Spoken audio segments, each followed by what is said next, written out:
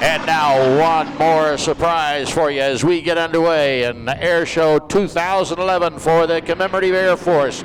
In the left seat of a B-1B bomber is Major Slack Corrigan. From Dyess Air Force Base, Bob Jacobs is co-pilot. The Wizzos, Lieutenant Colonel Kmart Elliott, and the Wizzo Captain Stein Schlowinski on the takeoff roll from the right. Ladies and gentlemen, the B-1B bomber, the Bone.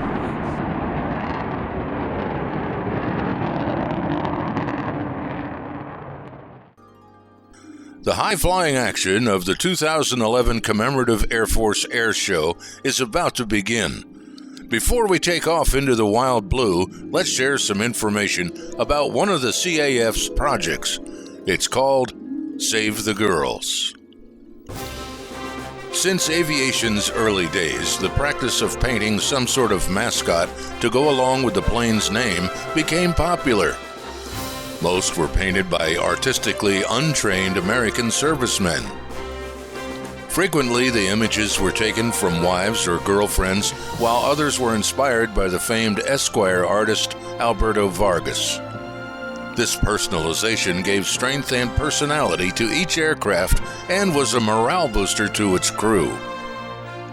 Aviation nose art preserves the memories of a generation of great patriotism and courage against a backdrop of personal loss and war. In the post-war years, as the aircraft were being retired and scrapped, crews would cut or saw the nose art panels out. Now, over 50 years later, the panels are being discovered in old aircraft hangars, barns, and warehouses. Thanks to volunteers and benefactors across the land, the Save the Girls Project is collecting and restoring nose art in order to preserve America's treasures. Between the featured performances on this DVD, we'll show you examples of some of the nose art under restoration. For more information, go online to SaveTheGirls.org. And now, from the Midland, Texas International Airport, the Commemorative Air Force Air Show 2011.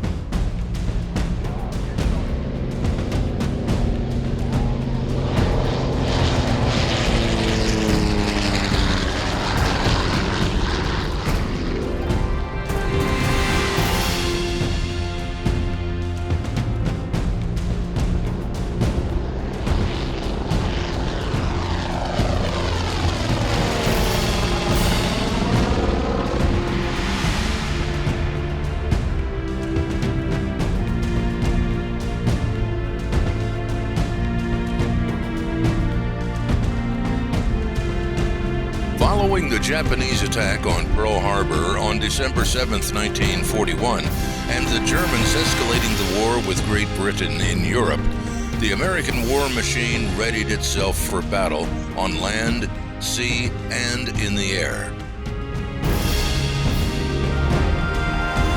The Commemorative Air Force is dedicated to preserving a living museum of these great flying warriors, and the CAF Air Show in Midland is where they take to the sky.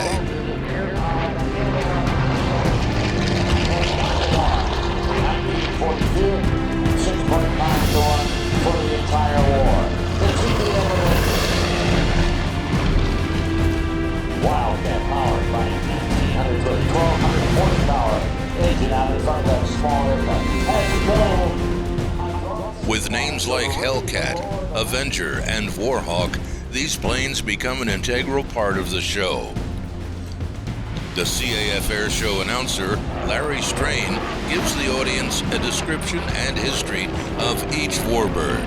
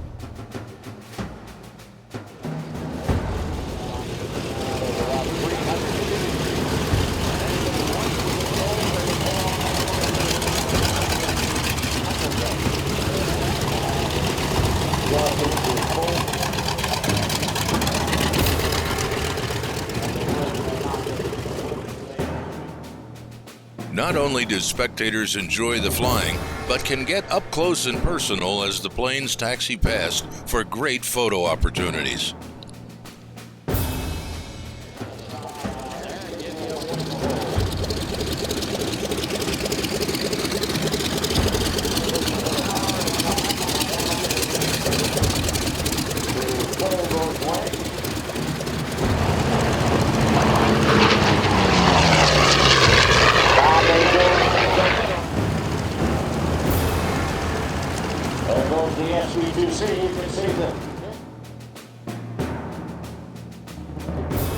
Before the days of supersized aircraft carriers, you might ask, how do they park all those planes on the deck? Well, we see here that the fighters or torpedo bombers have folding wings that take up less space. It's all part of the entertaining and educational function of the CAF Air Show.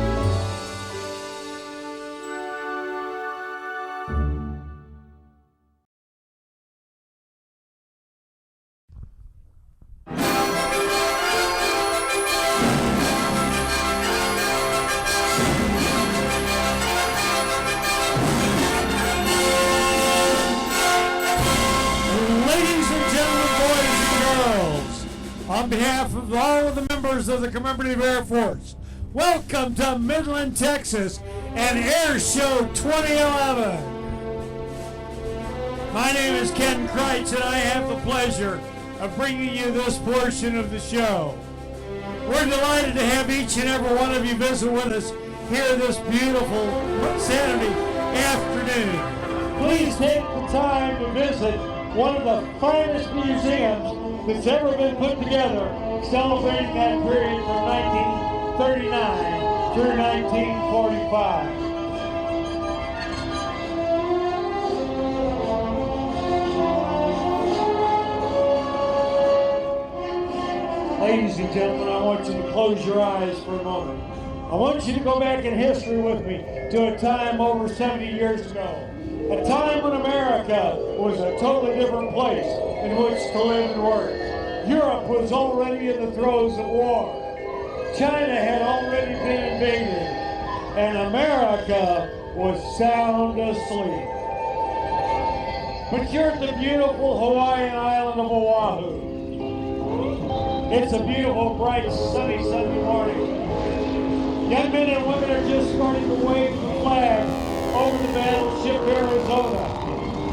Young men and women are coming back from their day on the beach, coming back to go to work on that sunny Sunday morning.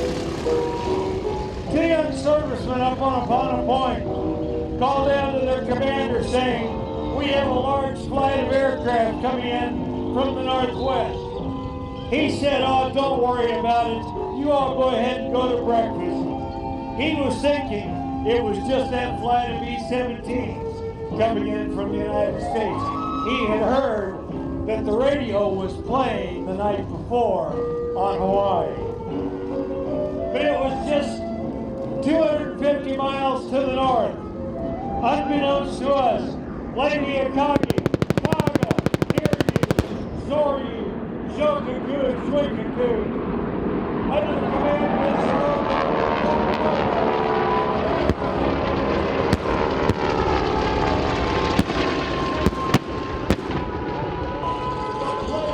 Pearl Harbor, and you are the Mitsubishi Centura, Nakajima B-5 and Cape, and the Ayachi D-3A dive bomber.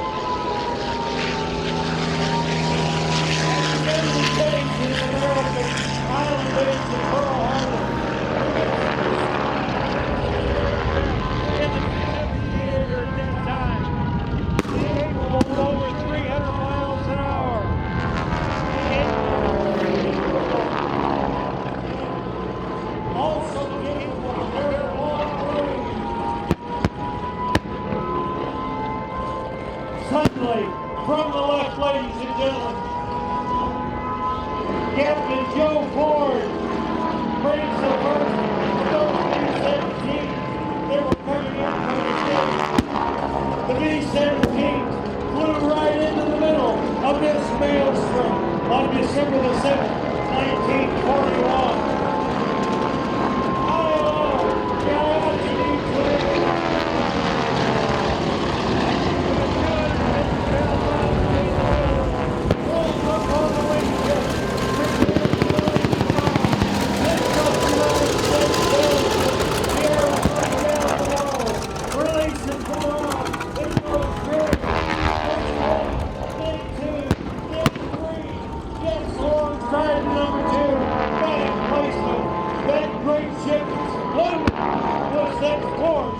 Taking almost 1,200 American sailors from our Army there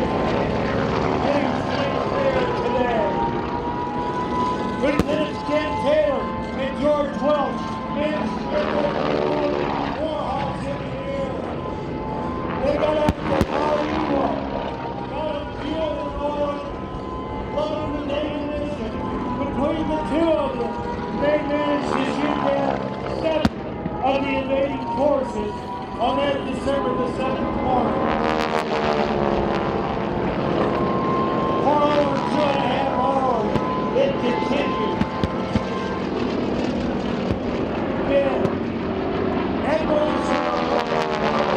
and Sergeant with the responsibility of putting together a battle plan that would totally eliminate America and the Pacific Fleet under the command of Admiral Husband Kellogg.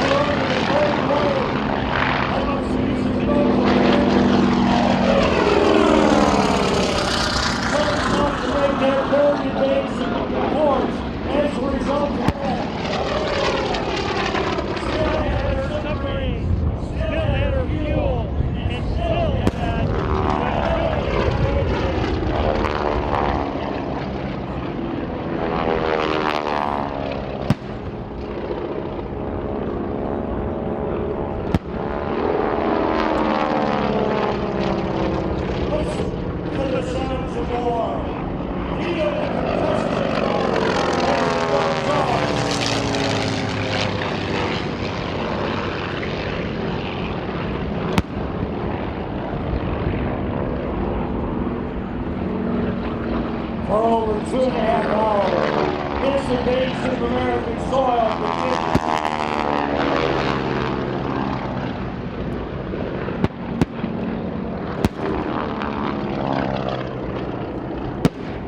High above, the action continues. An Nakajima B-5 Capes with a specially designed torpedo between the wheel wells. As these Nakajima B-5 Capes come in, they pick up the battle. They drop first 1, then 2, then 3, into the side, in the starboard side of this great ship. She rolls over on the side. It was Christmas before they got the 400 bodies out of the Oklahoma. Listen to our President Franklin Delano Roosevelt as he goes.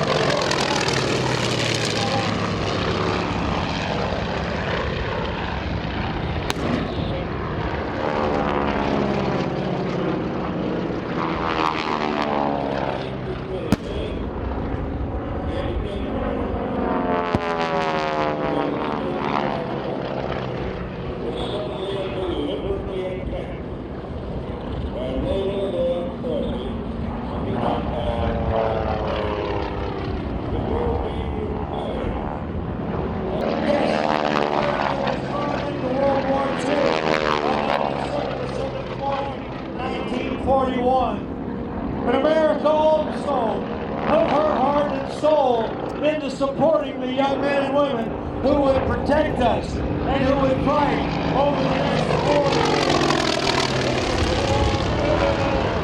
American Indian and inevitable triumph that President Roosevelt of the young men and women who fought and fought protecting America, protecting us against the Axis power that allowed us to be the great free nation that we are. Do you believe that, Midland, Texas? Are we indebted to those young men and women? Put your hands together and let all the young men and women who have, do, and will wear the uniform of this great nation. Let them know you appreciate what they have done for us.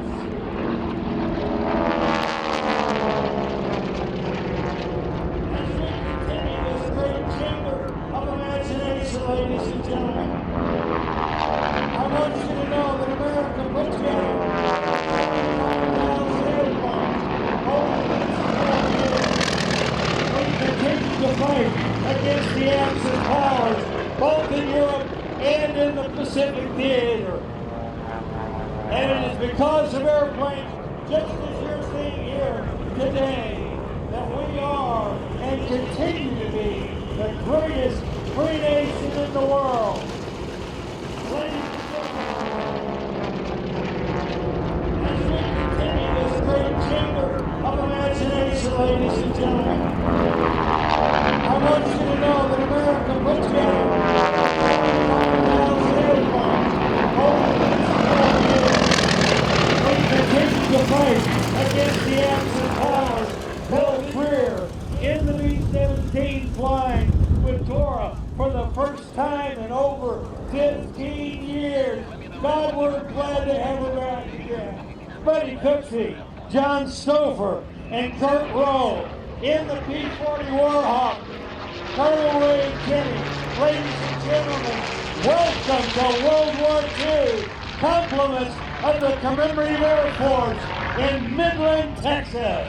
The greatest little air show you never heard of before.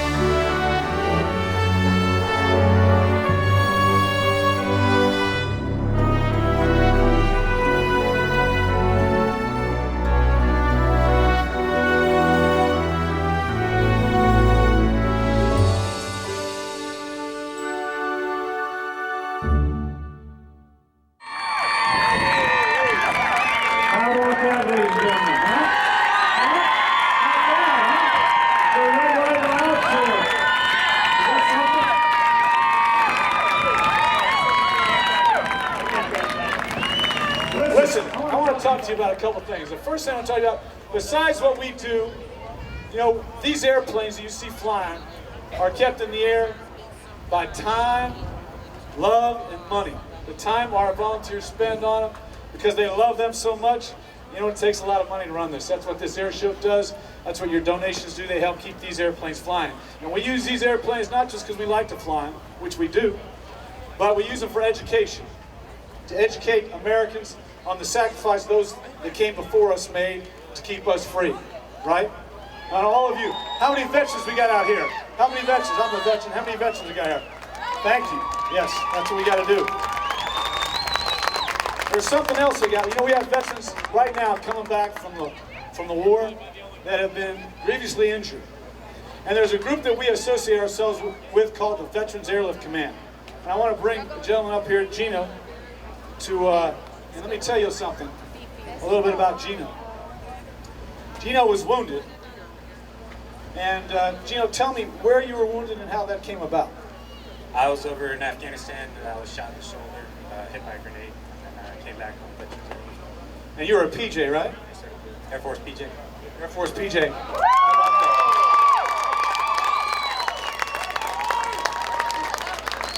that? So Gino was over there serving. He was wounded. He came back.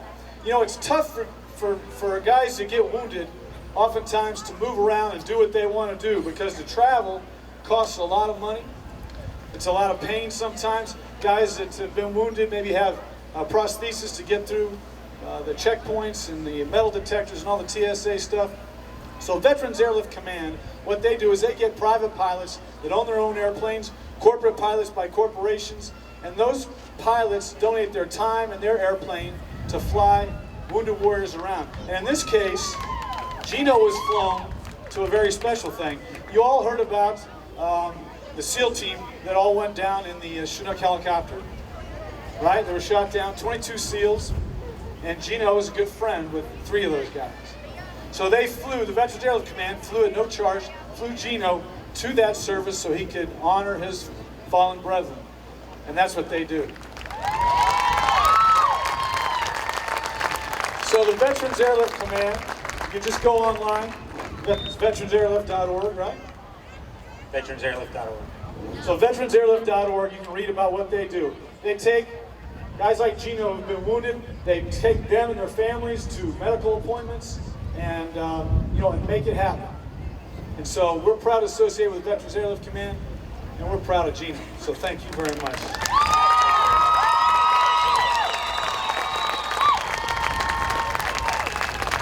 How about it? That's special. That's special. Aaron, are you still around? Aaron, come out here, please. You still out here? Yeah, man. Come on. I mean, that moves me. Me too, buddy.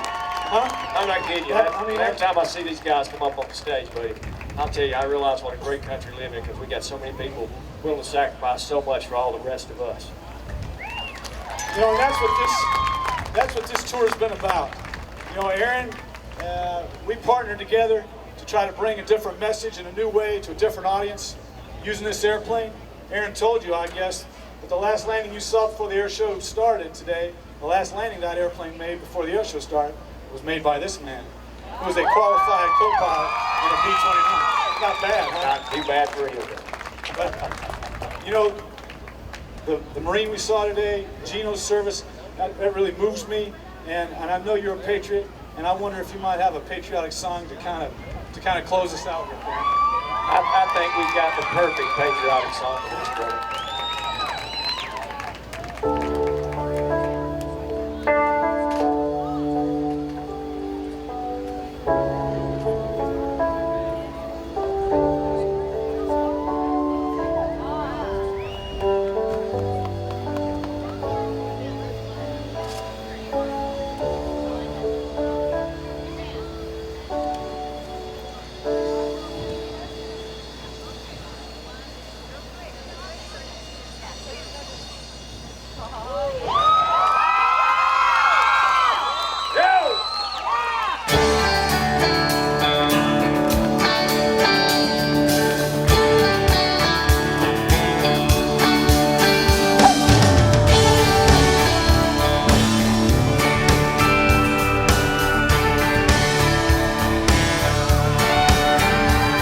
Well, if you ask me where I come from, here's what I tell everyone. I was born by God's dear grace in an extraordinary place where the stars and stripes and the eagle fly. It's a big old land with countless dreams. Happiness ain't out of reach. Hard work pays off the way it should. Yeah, I've seen enough to know that we've got it good. Where the stars and stripes and the eagle fly. There's a lady that stands in a harbor for what we believe. And there's a bell that still echoes the price that it costs to be free. I pledge allegiance to this flag. And if that bothers you, well, that's too bad. But if you got pride and you're proud you do, hey, could use some more like me and you. Where the stars and stripes and the eagle fly.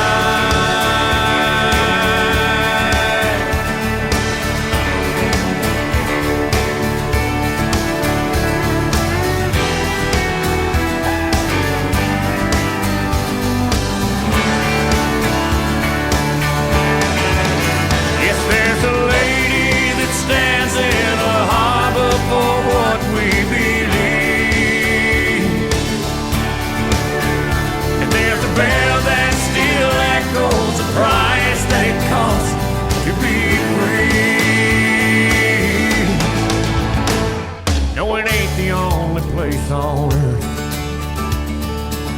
but it's the only place that I prefer to love my wife and raise my kids, hey, the same way that my daddy did. Where the stars and stripes and the eagle fly, where the stars and stripes eagle fly.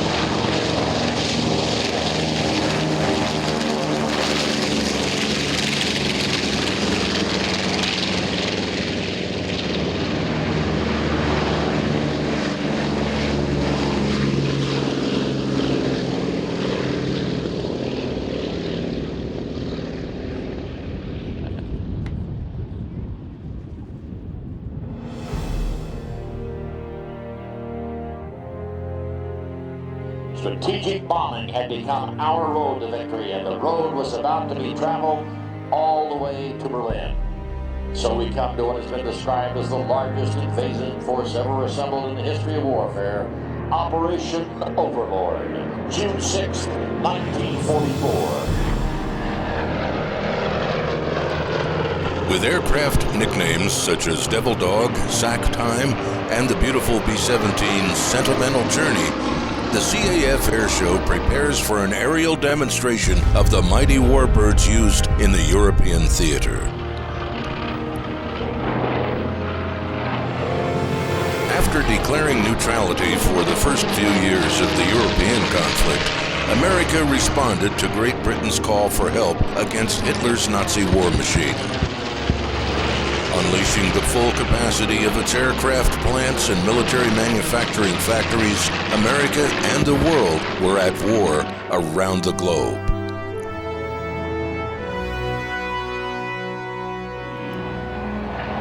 One after another, the commemorative Air Force fills the sky over Midland International Airport with meticulously restored and maintained examples of World War II bombers. Watch as some bomb bay doors open and close. We listen to the rare sounds of powerful radial engines.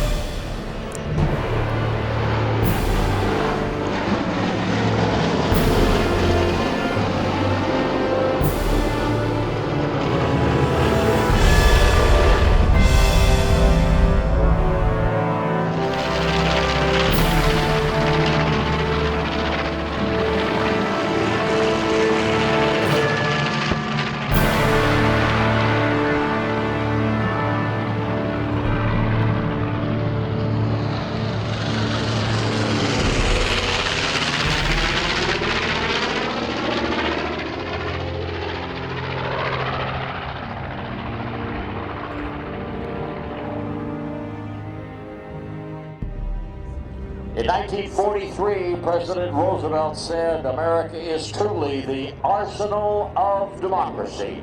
And the arsenal of democracy became the arsenal of victory for the free world.